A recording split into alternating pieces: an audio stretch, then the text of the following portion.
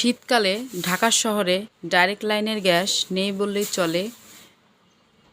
আর আমাদের সিলিন্ডারটাও শেষ হয়ে গিয়েছে।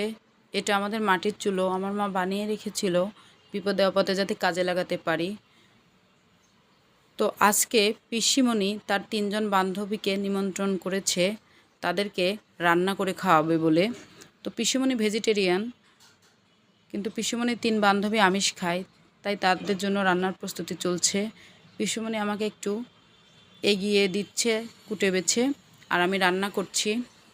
তো আজকে রান্না করলাম পিসিমণির বান্ধবীদের জন্য রুই মাছের ঝোল, ছোট মাছের চচ্চড়ি, নিরামিষ তরকারি, বাঁধাকপির ঘন্ট, পালং শাক ভাজি, বেগুন ভাজি, টমেটোর চাটনি আর দুধ জাল দিয়েছি। আসলে আমি ততটা ভালো রান্না করতে পারি না, তবে কারো জন্য রান্না করলে ভীষণ ভালো লাগে। বন্ধুরা, তোমরা সবাই আমার ভিডিওটি দেখবে এবং লাইক কমেন্ট করে পাশে থাকবে। ধন্যবাদ ভিডিওটি দেখার জন্য।